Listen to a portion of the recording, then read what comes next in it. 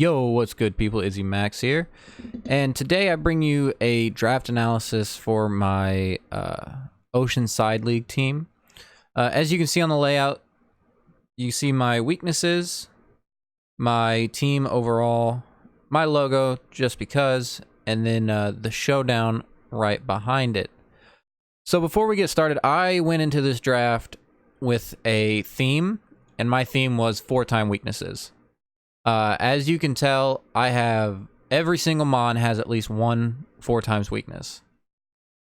Also, as you can see here, like my fire, I have a big fire weakness and a decent rock weakness. The fire weakness kind of got covered in my draft, and I'll explain it here in a little bit.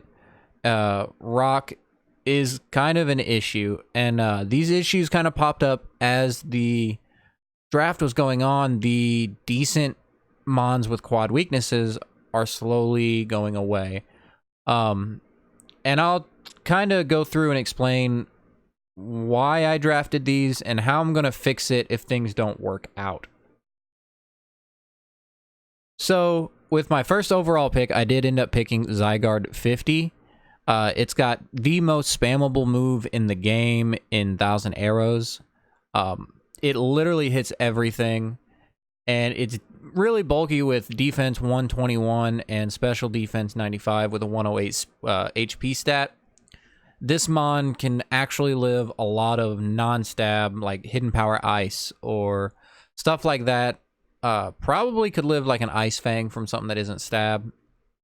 A lot of the time you can run this banded, you can run this scarf, leftovers, life orb. Hell, you can run it assault vest if you want, and it's just a really good versatile mon. So for my tier 2 pick, I picked Scissor. I seen Scissor was in tier 2 this season, and I said, no freaking way. This is easy. This is an easy pick for me. It's very budget.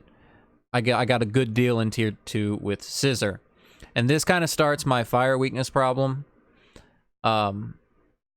Priority, technician, assault vest, bullet punch.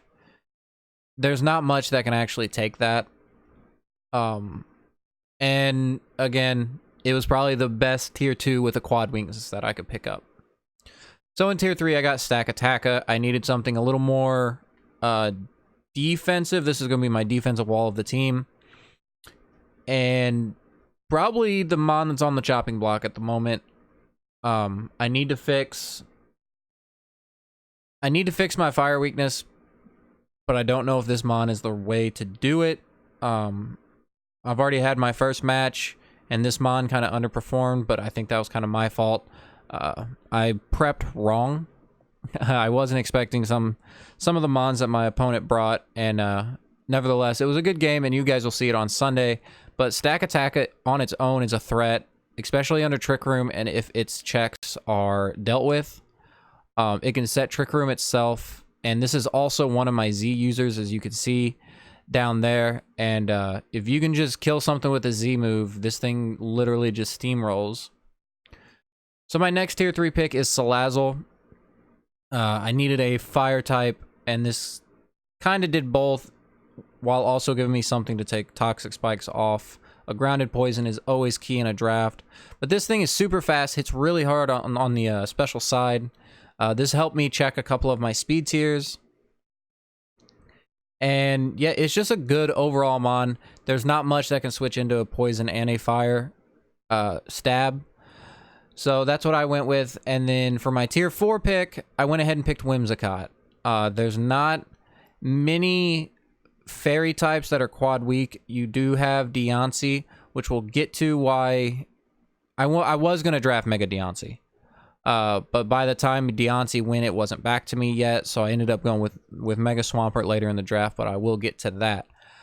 Whimsicott is my Z captain, so it can use things like Z Memento, Z Weather, whatever I need it to do, it can do. It also has Tailwind.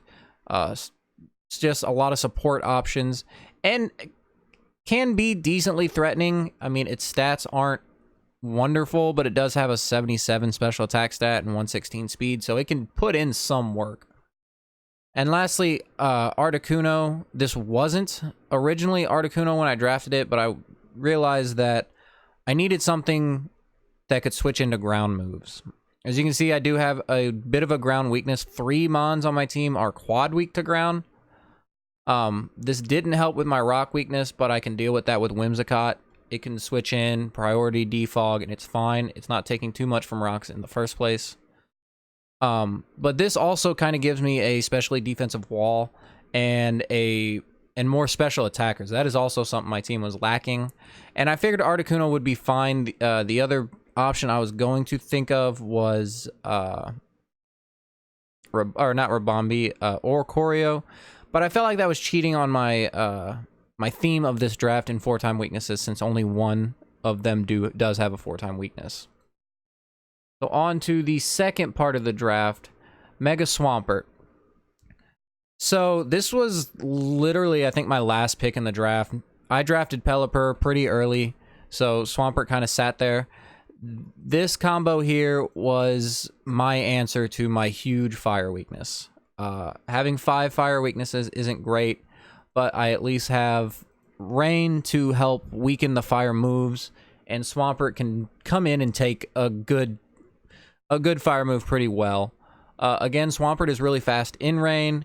It does give me a faster ground type with water as a stab as well. So it kind of does 2 different things that Zygarde does. These are 2 very offensively threatening ground types with 2 totally different 4-time weaknesses. And I figured they would kind of complement each other pretty well. Pelipper just does Pelipper things. It's a flying type. And it sets the rain. And it has a decent special attack stat. Speed is a little lackluster, but we can make that work. Next up, we have Weavile.